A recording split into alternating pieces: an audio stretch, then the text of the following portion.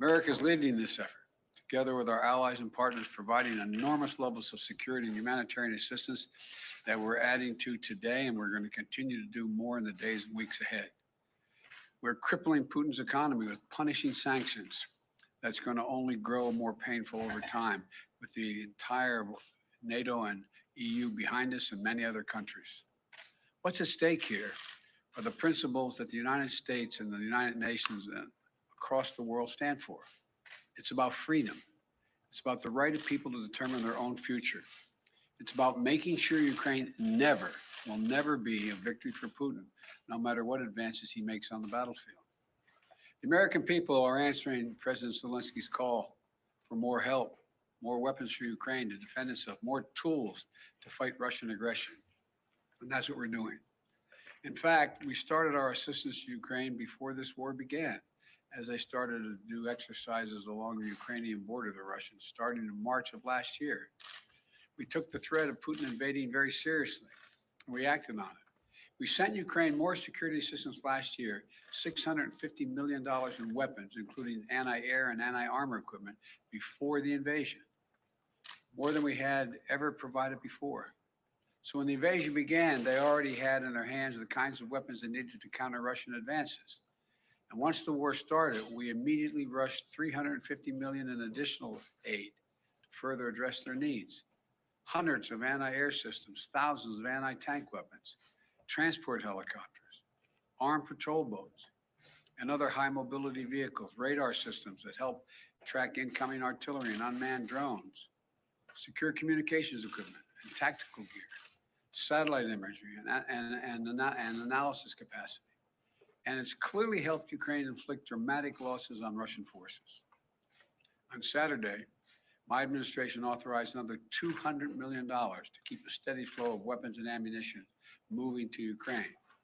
Now I'm once again using my presidential authority to activate an additional security assistance to continue to help Ukraine fend off Russia's assault, an additional $800 million in assistance. That brings the total of new U.S. security assistance to Ukraine to $1 billion just this week. These are direct transfers of equipment from our Department of Defense to the Ukrainian military to help them as they fight against this invasion. And I thank the Congress for appropriating these funds. This new package on its own is going to provide unprecedented assistance to Ukraine. It includes 800 anti-aircraft systems to make sure the Ukrainian military can continue to stop the planes and helicopters that have been attacking their people and to defend their Ukrainian airspace. And at the request of President Zelensky, we have identified and are helping Ukraine acquire additional longer-range anti-aircraft systems and the munitions for those systems. Our new assistance package also includes 9,000 anti-armor systems. These are portable, high accuracy shoulder-mounted missiles that the Ukrainian forces have been using with great effect to destroy invading tanks and armored vehicles. It'll include 7,000 small arms, machine guns, shotguns, grenade launchers to equip the Ukrainians, including the brave women and men who are defending their cities as civilians, and they're on the countryside as well. And as well as the ammunition, artillery, and mortar rounds to go with small arms, 20 million rounds in total, 20 million rounds. This will include drones, which demonstrates our commitment to sending our most cutting-edge systems to Ukraine for its defense. And we're not doing this alone. Our allies and partners have stepped up to provide significant shipments of security assistance and will continue to help facilitate these deliveries as well. The United States and our allies and partners are fully committed to surging weapons of assistance to the Ukrainians. And more will be coming as we source additional stocks of equipment that we're ready to transfer. Now I want to be honest with you. This could be a long and difficult battle, but the American people will be steadfast in our support of the people of Ukraine in the face of Putin's immoral, unethical attacks on civilian populations. We are united in our abhorrence of Putin's depraved onslaught, and we're going to continue to have their backs as they fight for their freedom, their democracy, their very survival.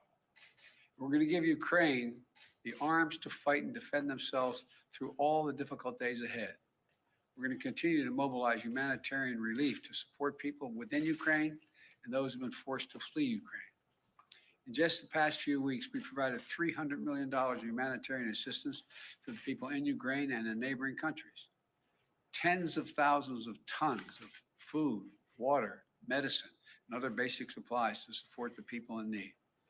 Our experts on the ground in Poland and Moldova and other neighboring countries are there to make real-time assessments of the rapidly evolving crisis to get urgently needed humanitarian supplies to the people in need when they need it.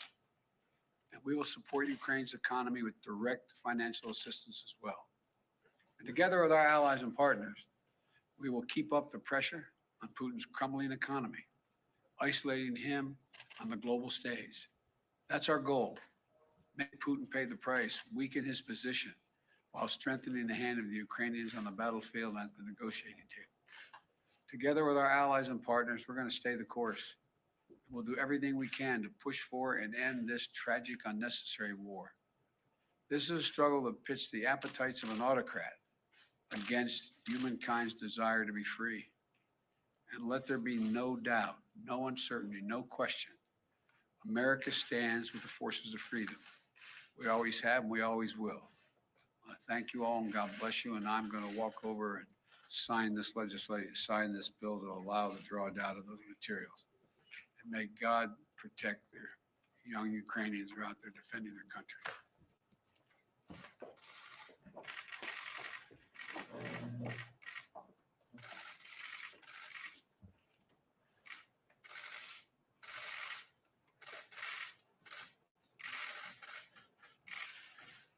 What I'm signing here is the delegation authority under Section 506A1 of the Foreign Assistance Act 1961, translated into plain English, a total of $800 million in defense efforts.